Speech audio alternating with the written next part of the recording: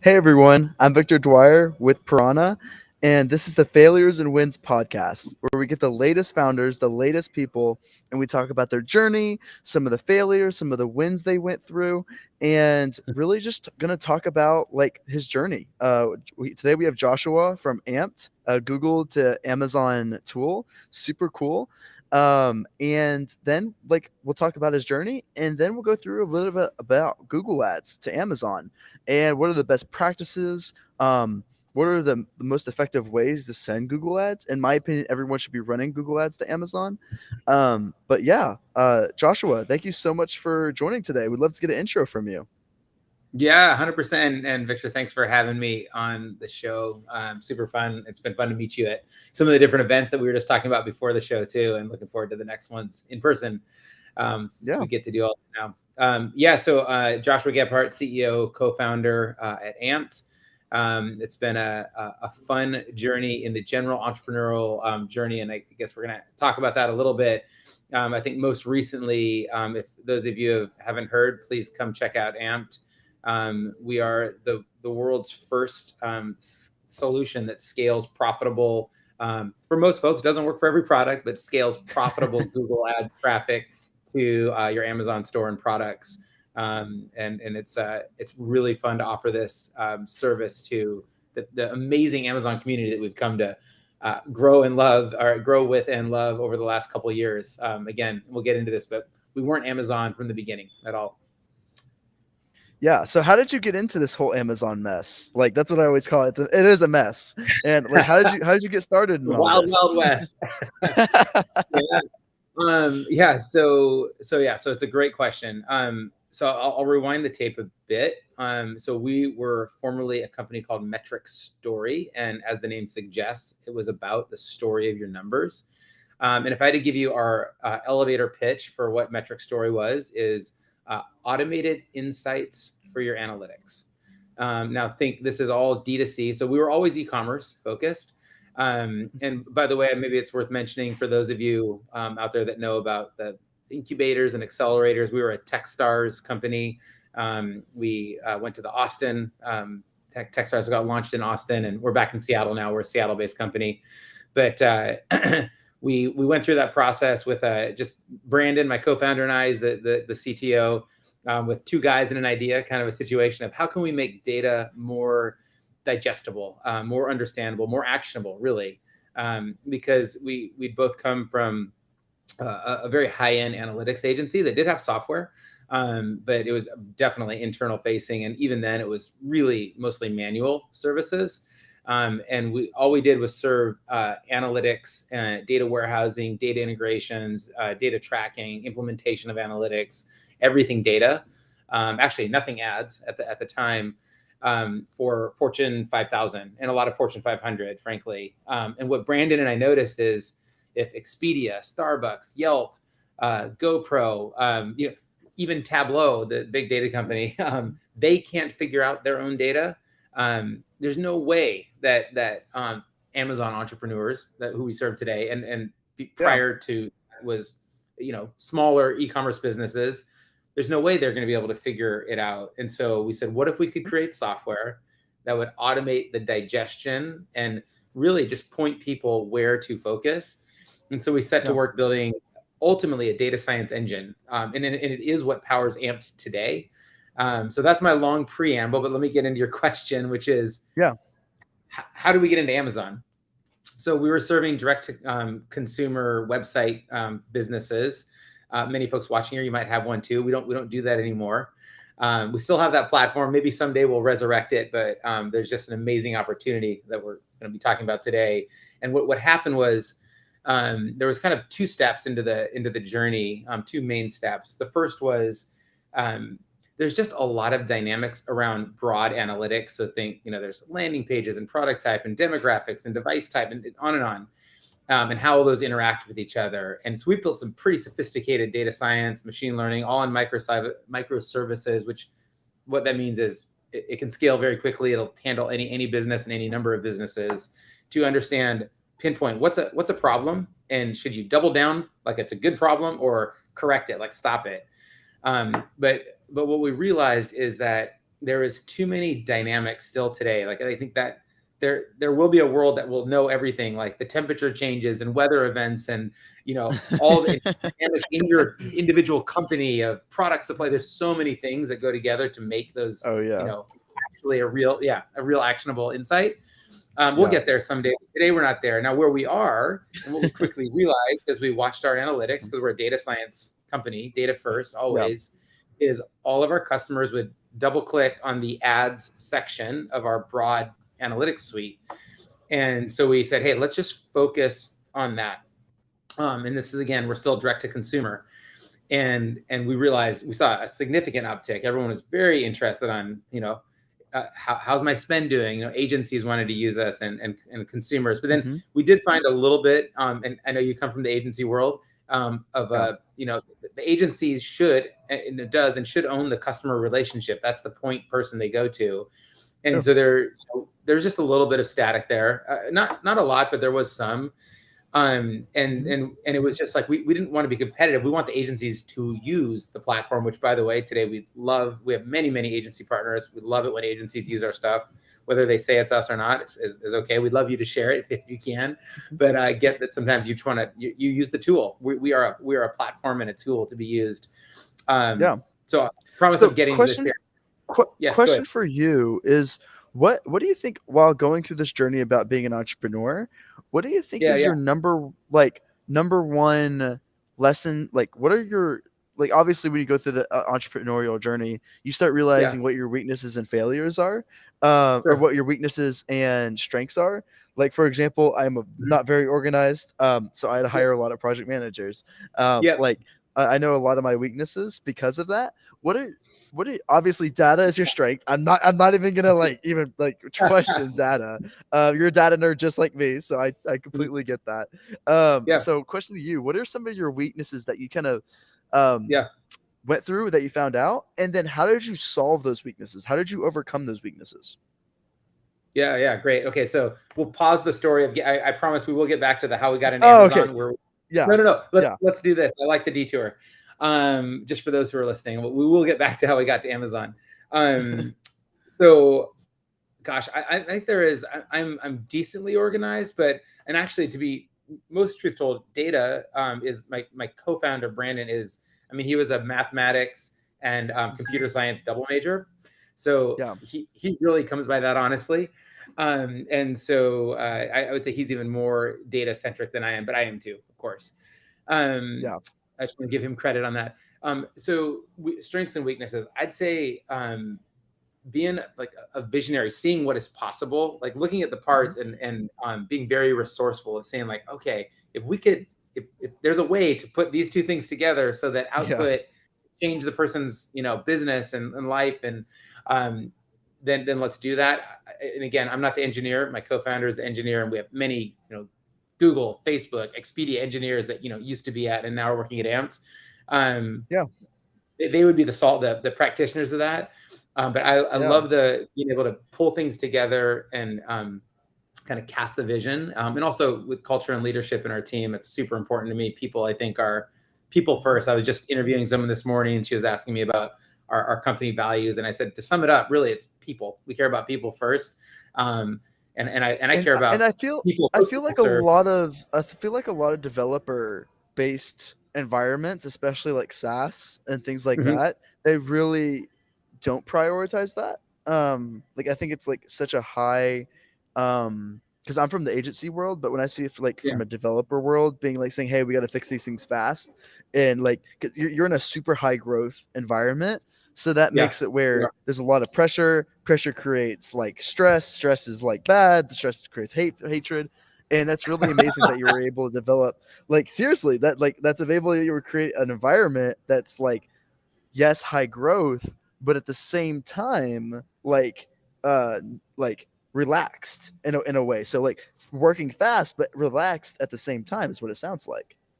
Yeah, it's I don't know if relaxed is the right word. I mean, it's close. We do have some relaxed vibe, but we're not a family. We are a business. People say that. And I'm like, hey, it's not exactly true.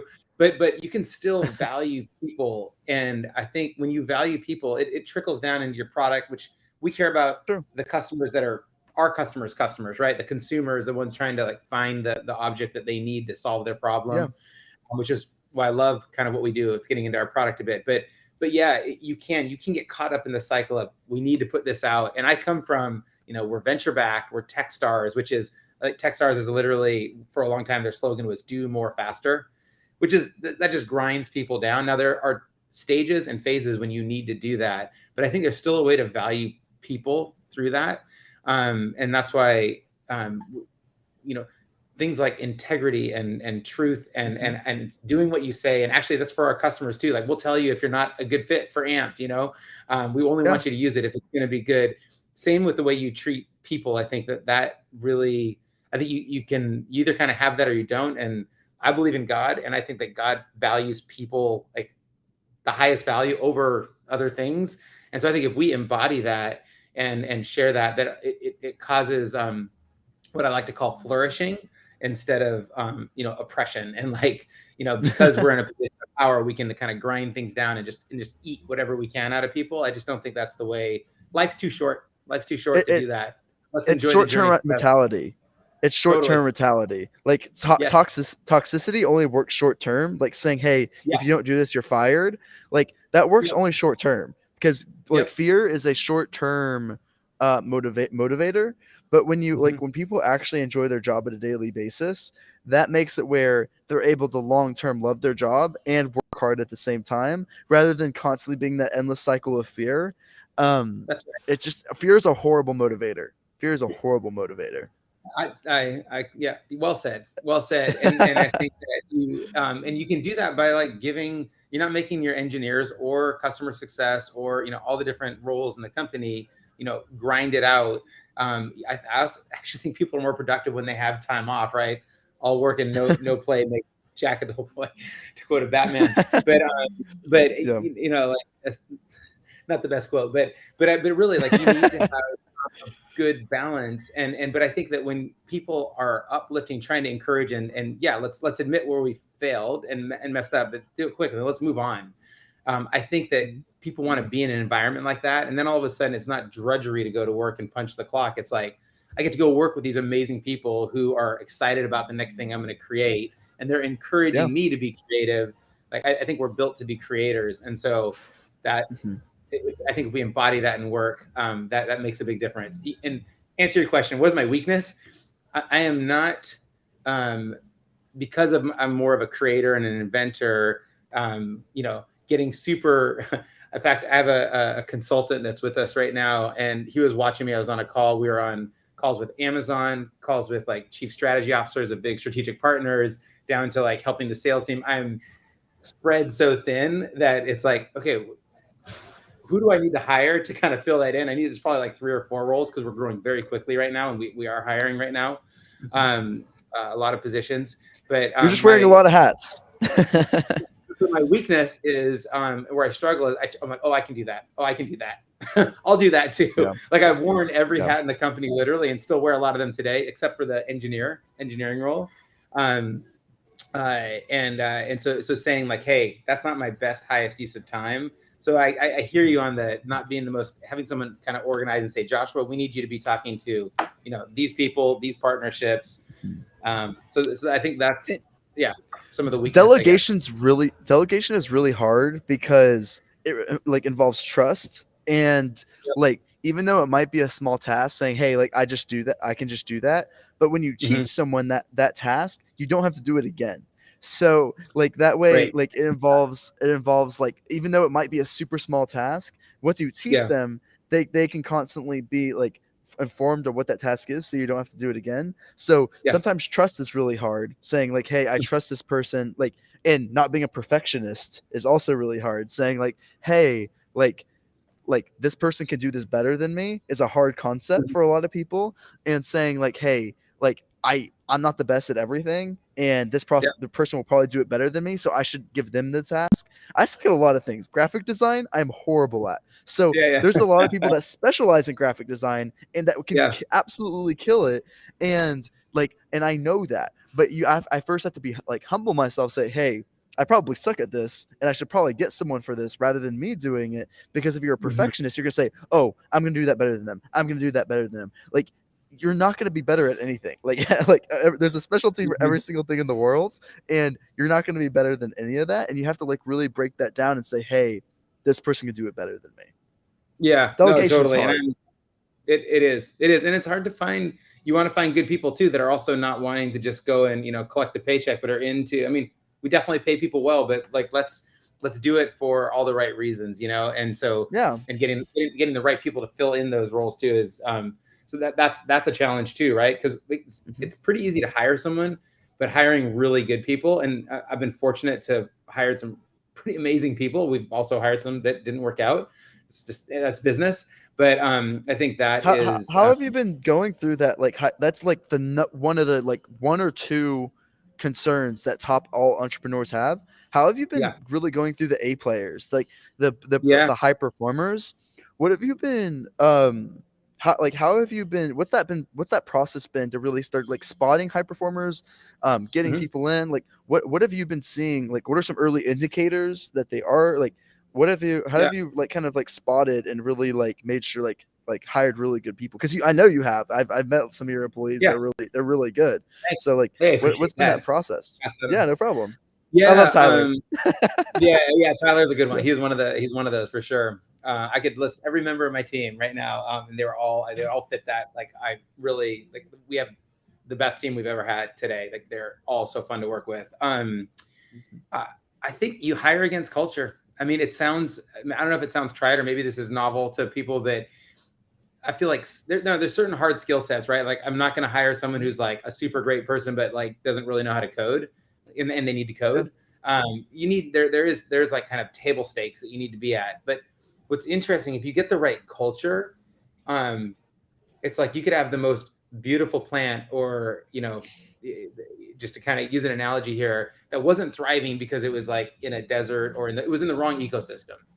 But then you plant that flower plant tree in a good ecosystem, and just it thrives, and it can do like 10 times what it could have done in the former. So I don't always look at like what you've done in the past, but and this is where like it's like an internal read, it's a culture read. It's like my mom was a therapist, and I come by, Myers-Briggs indicator and all like I don't know if you do Enneagram or whatever you do, but to read someone and really, like a great piece of advice was given by Levy, but basically when you're asking a question, ask to understand, not to reply.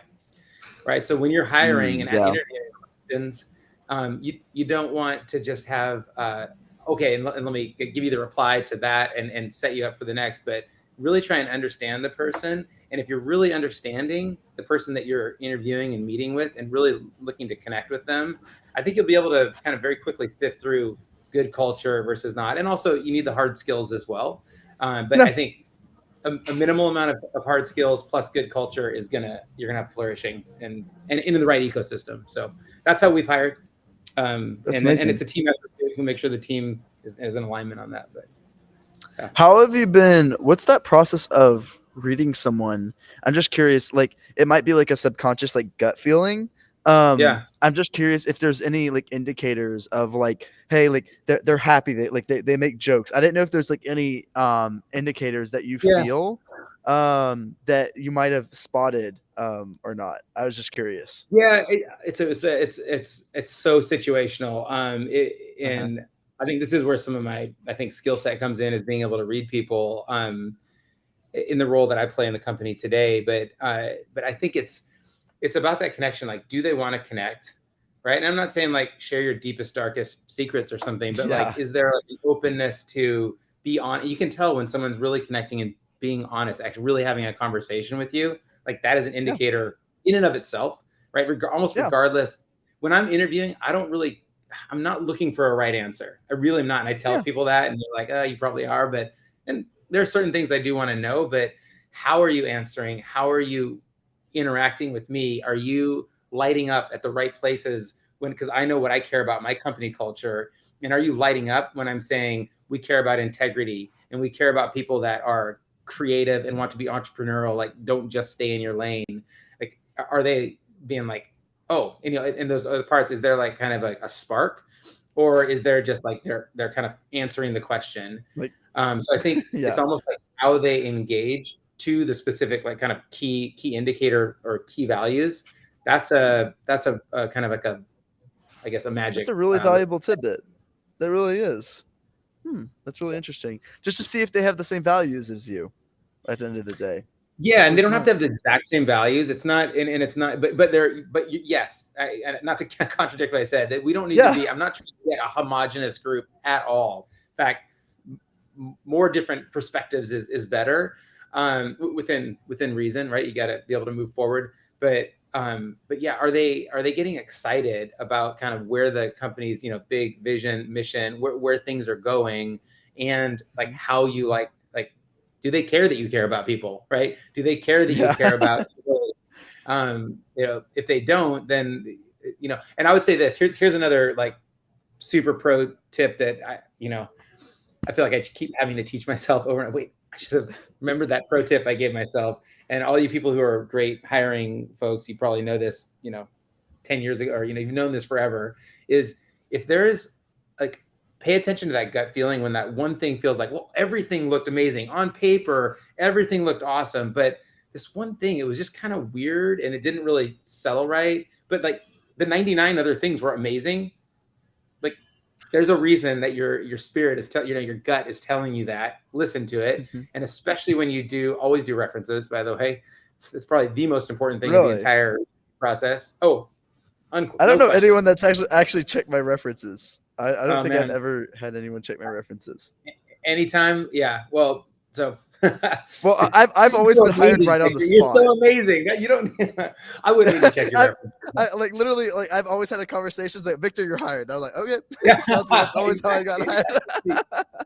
You're also pretty easy to read. Hey, and if you can do that, all the more power to you. But like it's just hard, especially with Zoom these days. Like there's so much more you get in person, which we hire. We're a remote company.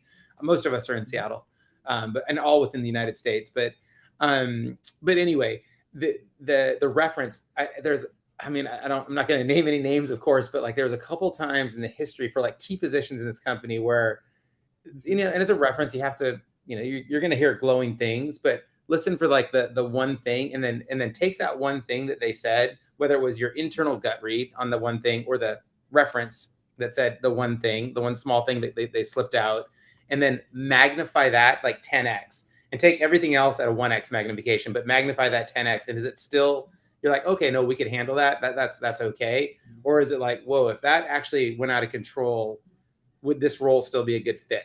Like, is it a good fit with the team? And that has bitten me every time I haven't listened to that and magnified that one piece by at least quite a bit, really, really examine it.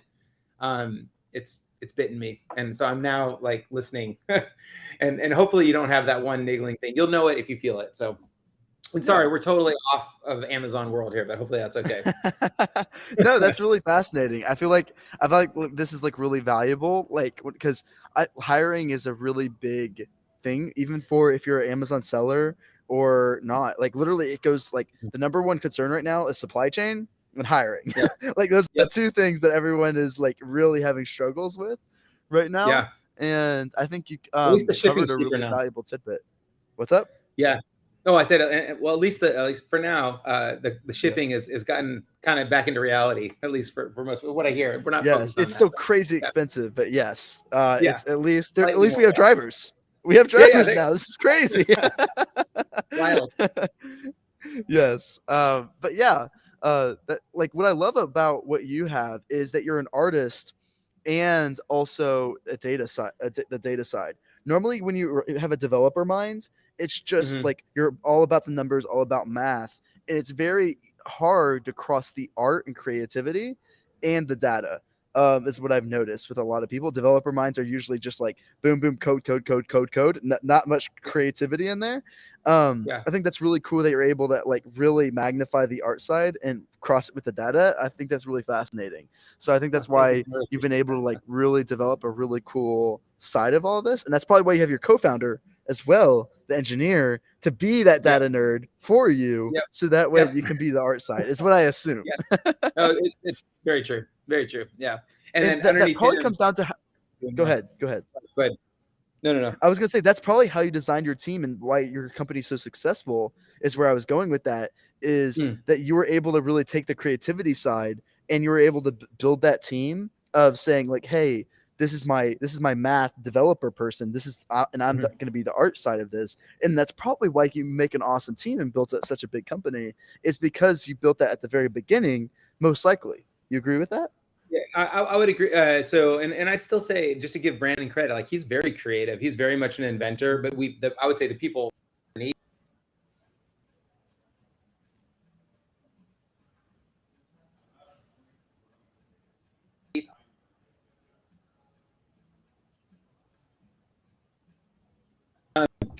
But yes, what I like about what you said, and it's true of what we've done at Amped, is I think snowball, and I told Brandon this from the beginning. What we build right now, imagine when you roll a snowball, like if it gets in a square shape, it'll just get more square versus you can always get it off and get the square thing going again, and your snowman, but the snowball will retain the shape of what you have started with. And that's maybe not, DNA is a better, people always talk about your DNA, but it really matters. The first few people that you hire are going to really shape, and if you have the opportunity to mentor and disciple and like shape them, if they're young enough in their career, that's also works. But you want to have enough like-minded value folks that when your organization starts to grow and it's, beyond you, which is where we're going now, that needs to proliferate, so basically you're saying, hey, find the right mix. And I also think it's like back to that values thing. I know I keep harping on it, but it's so key. Like in a marriage, it's key. In relationships, it's key. Like you need to align on your values. And yeah, you can have different parts, but on your core values, you need to be aligned. And I think that's where we've seen success in growing the business. Yeah, I totally agree. And like I always go down to like the whole weaknesses thing, and that's really amazing how you were able to build that out. It really is. So go into a little bit of the Google ads to Amazon. For sure. Yeah. Like I when I talked with Tyler, it was really fascinating how he said that your Amazon storefronts have been a more effective way to send traffic to Amazon through the storefront and doing product specific storefronts rather than the product pages. That completely blew my mind away because I always thought the product page was the most efficient way to send traffic. And I could not believe that sending traffic to the storefront actually had a higher conversion rate by almost 2x. Like that blew my mind away. Yeah. So, and I don't want to totally controvert it because there are times when the product pages do amazing, but so think about it this way, right? And this is why Google is such an awesome part. And I didn't, I'll just tell you, well, tell me if you want me to go back to the to end how we got from direct to consumer into Amazon, because it's kind of a fun little story there. But the very short is we're using the same data science we built over the last 6.5 years. It's all powering anyone who uses Amped. So, but back to the storefront part. If you are on Google, right, and you're searching for whatever you need to problem solve, and I did a keynote. I don't know if you were there at Surge, but and I realized like right before I was going to get up on stage, or like the day before, I lived this experience. And so I'll just give you like kind of an example on why a storefront why it plays out so well. And my example was I went backpacking with my family, and this year I've officially become a backpacker. I went 5 times, and looked at my wife and said, I think I'm a backpacker now. And she is so excited because she's a long time to really get me into it. But we had this one trip at the beginning of the summer where there was so many mosquitoes. It was straight up biblical proportion. It was like 100, it was swarmy. They were in the pictures. It was so bad. And we had DEET and long clothes, and didn't matter. I had 188 bites. And I was like, I'm not going to do that again. And so I was 188 bites. 188. That's crazy. I counted because I knew it was ridiculous. I'm like, I'm just going to, it's like 30 in like one spot. I'm glad you didn't get malaria. No, we're in the mountains. I mean, I don't think there's malaria. I think, thank God there's no malaria in the United States, at least not in the Northwest. So anyways, we got all these bites, which are mainly just a nuisance, right? At the end of the day. But I said, I'm not going to do that again. So I Googled for, anti-mosquito repellent, backpacking, family, diameter, radius, whatever. And I saw an Amazon ad or a Google ad for an Amazon product called Thermacell. I don't rep Thermacell, by the way, at all. But Thermacell, you should be a customer if you're not yet. If you're watching this, then you would rep them. Then you would rep them. It's incredible. So anyway, I landed from the Google ad to Amazon, and it was like 30,000 reviews, $30 product that kind of like lights this like smell. It's pretty odorless, but and it repels the mosquitoes. So we used it next time, and it worked. So I showed pictures with the mosquitoes in the picture, and then without. I give you also say, so imagine you're going to and by the way, that brand has lots of different variants. They have like the portable one, the family size one, and all of that. Well, imagine I didn't go to the storefront. I went to a product landing page for them, but I did search around to see like, is that the right one that I wanted to get? But imagine you were looking for that and you didn't want the small one, but you wanted the bigger version, and you landed on a storefront. Well, your intent has been found, right? You're trying to have, this product, but it wasn't the right shade, variation, color, size, type, whatever it is. But on your storefront, now if you have a transactional storefront, you see all of those different possibilities, and you're like, oh, I didn't want that, but perfect. That's the one I want. And you click buy instead of getting lost once you're on Amazon and it's not the exact product you want. You're searching, then you're getting ads and all the rest of it. Then you're lost in the jumble. So we found that storefronts work really, really well. So pro tip, definitely do both, but storefronts for sure. Cool. Yeah, that's really amazing. A practical reason of why.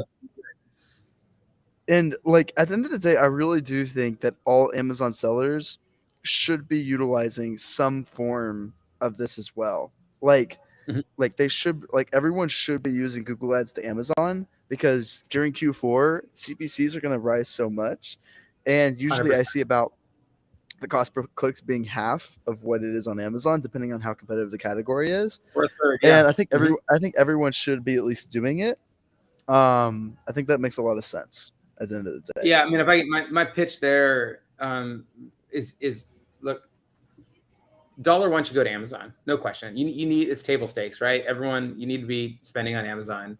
But $2, I think in 3 years it'll be table stakes. I mean, I'm biased, True. But I've also had a lot of conversations with Amazon product leaders, a lot with Google product leaders. I think it'll be table stakes that every marketplace, including Amazon, you're going to have Google ads going there. It's such a high, and don't yet rush off and do Facebook and TikTok, but you can do those, and you should do those too. We don't service those, but they're not scalable. Everything that AMP does needs to scale. And if you can't because right now, Amazon or iOS and Android, iOS 14 and on Android are killing the Pixel. So you can't, if you're in app going to an Amazon, you're not gonna have accurate reporting. Therefore, you can't scale. But back to your point, why you totally should do Google Ads, even if you're doing it manually, which is basically also really impossible to scale. But and I'm trying not to pitch AMP, but just you should do Google Ads because it's cheaper. It's a net new source of customers that are searching with extremely high intent. The competition's not doing it yet. I mean, we have a lot of customers, but there is hundreds of thousands of customers that could be doing this at scale, and they're not doing it yet. And then on top of that, I think if anyone has heard from Amazon, they're speaking it from a loud megaphone. Use external traffic. We got brand referral bonus, which is on average 10%, up to 30%, and as low as like 7%, I think. Oh yeah. Cash back on every dollar that you bring in from a sale. So if you sold $100,000, you get a $10,000 check back, and it's after 2 months because they want to make sure they clear returns and stuff. But I mean, it's legitimate cash back, which we are now putting in the dashboard. You can see that in AMP now, the brand referral bonus, how much you're making. And I'd see the biggest thing, and it is wild to watch the organic growth. So when you bring in external traffic, there's something that Amazon's doing, and they won't tell us, but we can see it in the data. There is a demonstrable lift in organic sales as a result. And Amazon themselves, on the last webinar that we were on with them, had 2 case studies. that said, if you bring in external Google Ads traffic, you will increase your organic seller rank and sales. Like from Amazon, case studies from Amazon on their website. So Amazon's saying it. No, they're not saying how it works, but I'll give you one case study. I'm at Animal Health, and which was cool about this, they did it unbeknownst to us. They said, oh, we've heard a lot about Amped, and we wanted to A/B test you against kind of what our standard, what they've been doing historically. So they did a static scientific test. They left everything static, unchanged on display, sponsor, all their other efforts. All they did for 2 months in May and June was add Amped, and the ads that our platform created driving into their Amazon store. So obviously we measured the direct sales where they get the brand referral bonus, but and this will be coming in the dashboard soon, probably next year, early next year. So Q1 is showing your total sales that are generated, that are derived and resulting from inbound traffic from Google. But this company did, it was 17% in May, organic sale lift. And then in June, another 13% for a total of 30% future forward organic sale lift. And if that's not a reason to do it, like that by itself, like you should go put, and they weren't spending crazy dollars. They weren't spending, they were spending meaningful money, but not like outrageous money. But it was penciling very much. And so, and the other thing that's interesting, we had another customer, similar experience. They pulled back on Amped to see what would happen if they like pulled off of Amped, and then their organic sales started nosediving. Now, again, it feels a little bit of like an addiction there, but it's a good addiction because it's very profitable. And so those are some many reasons of why you would want to do Google Ads as soon as possible before it gets too crowded. Yeah, especially during Q4. But what's fascinating is I just thought about this on the like an hour ago, was that eventually organic is going to really drop because Amazon's becoming more pay to play. And like, for example, 2 years ago, 60% of the page was organic. Now 60% is sponsored. And depending on what category you're in, sometimes it goes 70% is sponsored. It's becoming more pay to play for those placements with all the things coming out.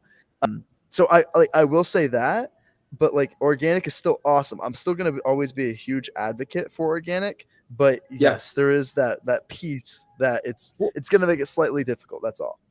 And what's so interesting about that, right, Victor, is that the inbound is, this Google Ads traffic is creating, it really is kind of pay to play still, right? Because you're paying for the Google Ads that's increasing your organic sales. And obviously Amazon does that too. When you buy Amazon ads, your organic sales go up, with that. By the way, disproportionately more when you do Google Ads. And that's because Amazon wants net new customers, right? That they can sell more ads too, probably, just being realistic about it. But we are doing as much as we can on our part. And I know you know this, but for those of you that don't, we work weekly with the Amazon attribution team, engineering team, and we petitioned them starting back in January to, and the story goes, what we noticed was a significant drop off in our data for conversions on desktop, which you'd think desktop, you're shopping, right? Mobile, you might add to cart real quickly, and shop a lot, or hit landing and views, impressions. But on a desktop, you're actually, you're getting down to business. And it was the other way around. And we're like, what in the world? And so we realized is there was this massive competitive ad widget that would be placed anytime you came from a Google property, so email, search, etc. And we're thinking, wait a minute, Amazon, this is a little disingenuous, right? You're telling people to go advertise from Google, to come in and place, and to bring you new customers, and then you're going to arbitrage with, their top 3 competitors. And so we said, you can't, it's a bad customer experience. It's a bad seller experience. You got to get rid of it. It was a long conversation, months, but we got them to do tests. They had to do retests. And obviously everyone should know at this point, if you don't, August 10th, Amazon, because of our work with them, rolled out a global structural change across all Amazon properties, which is pretty wild. Our little 16, engineering team, got that pushed across. And they are we hope it's permanent. It's for sure through January, so through the holidays. and we are going to do our best to lobby. I've already got a collection of some from big communities and agencies. And if you want to message in after this and give me your quote of why you think that would be valuable and how it would change your business, give it to me, because Amazon has tasked us to collect from our customers quotes and how that, they're going to spend more now to drive because they can trust that the customers will land. And obviously we're watching the sales go up from that too. And let's make that a permanent change. We want that to be that permanent. So back to your point, there will be maybe we'll go at least 60 down to 50%, down to 40%. Let's see if we can push that at least for the external traffic you're driving in. But yes, you're right. There is more and more advertising, and the game is changing. It is becoming pay to play. Wow. Yeah, that's amazing. And that's all we have time for today. But Joshua, please tell them how to find Amped, tell them how to find you, where to reach out, and please give them all that information. Yeah, for sure. So amped.io, ampd.io is our website. Super easy to sign up. I highly recommend, we're on the regular social as well. We have a Facebook community you can join. It's amped ads _ads. Also, that's our Twitter and Instagram. We are hiring for marketing. So if you're an amazing marketer that wants to take first of its kind ever platform to market, so far our growth has been organic. So it's been pretty awesome and a few shows. But we are hiring for that. But if you come in and give it a try, try Amped Pro. Our team will get you set up in the right way. And then you can always dial it back to self-managed. But do the Amped Pro. Our team will hook you up and tell them that you heard about it on this podcast. Cool.